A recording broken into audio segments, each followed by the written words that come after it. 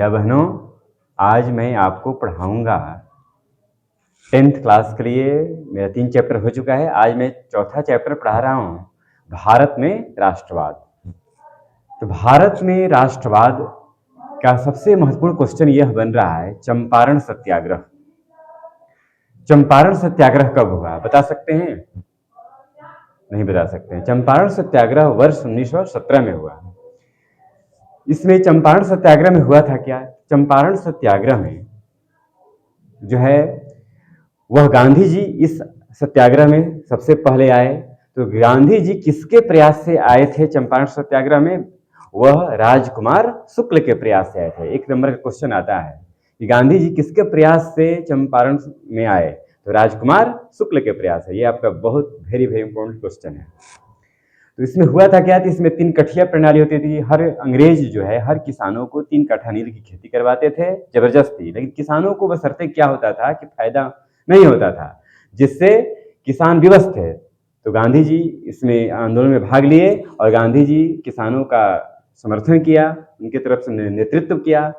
तो तब जाकर अंग्रेजों से ये बातचीत किए, तब जाकर इसमें गांधी जी को सफलता मिली, जिसे हम कहते हैं चंपारण सत्याग्रह। अगला क्वेश्चन बनता है कि सबसे महत्वपूर्ण क्वेश्चन दीर्घोत्तरीय का आता है कि भारतीय राष्ट्रीय आंदोलन में महात्मा गांधी के योगदानों का वर्णन करें। तो महात्मा गांधी का अनेकों योगदान था। सबसे पहला था असहयोग आंदोलन। तो असहयोग आंदोलन कब हुआ? तो 1920 में हुआ था। लेकिन असहयोग आंदोलन को बंद करना पड़ा गांधी जी को।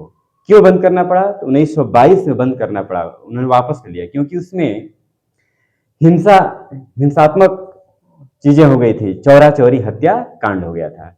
चौरा चौरी हत्याकांड से आप क्या समझते हैं? तो चौरा चौरी हत्याकांड जो था वह गोरखपुर के एक जगह है चौरा चौरी। उसमें उस थाने में 24 जिंदा जो पुलिस को जला दिया गया था। तो अंग्रेजों को यह बड़ा अच्छा नहीं लगा, तो जिससे इसमें नामजद ठहराया गया गांधी जी को, और गांधी जी को 6 वर्षों तक कारावास में जाना पड़ा। किस कांड में? चौरा चौरी हत्याकांड में। तो फलतः इस आंदोलन को 1922 में गांधी जी ने वापस लिया, उन्हें जेल जाना पड़ा। उन्होंने जेल में ही यंग इंडिया, कौन इंडिया? यंग इंडिया उन्होंने लिखा। एक आता है यंग इंडिया पुस्तक की रचना किसने की? गांधी जी। हरिजन पत्रिका का प्रकाशन किसने किया? गांधी जी। ये भी इंपॉर्टेंट आपका क्वेश्चन है। ये गांधी जी का सहयोग आंदोलन। दूसरा था सविनय अवज्ञा आंदोलन, जिसे हम दांडी यात्रा भी कहते हैं। यह यात्रा से आप क्या समझते हैं? तो गांधी जी दांडी यात्रा साबरमती आश्रम से निकाला था। कहां से निकाला था? साबरमती आश्रम से। तो उन्होंने कब निकाला था? 12 मार्च 1930 को। कितना मार्च? 12 मार्च 1930 को साबरमती आश्रम से निकाला। और यह यात्रा आपको 24 दिनों तक चली। और इसमें शुरू में तो 74 साथी थे, लेकिन बढ़ते बढ़ते हो गया 1000। और यह यात्रा 5 अप्रैल को वहां दांडी पहुंचे और 6 अप्रैल 1930 को गांधी जी ने नमक बनाया, जिसे हम नमक सत्याग्रह भी कहते हैं या सविनय अवज्ञा आंदोलन के नाम से भी जानते हैं। 1930 आपका वेरी इंपॉर्टेंट क्वेश्चन है। इसके बाद अंत में उन्होंने भारत छोड़ो आंदोलन सन 1942 में, उसी में नारा दिया डू एंड डाई, करो या मरो का नारा दिया था। ये गांधी जी के 3 आंदोलन सबसे जबरदस्त है, जिसके बाद हमारा देश वर्ष 1947 में क्या हुआ? स्वतंत्र हुआ। ये आपका संक्षिप्त में बता दिए हैं। आगे बनता है रॉलेट एक्ट कानून को काला कानून क्यों कहते हैं? यह कानून 1919 में लागू हुआ। इसमें एक नारा दिया गया था, न अपील न वकील न दलील। पुनः मैं दोहराता हूं, न अपील न वकील न दलील।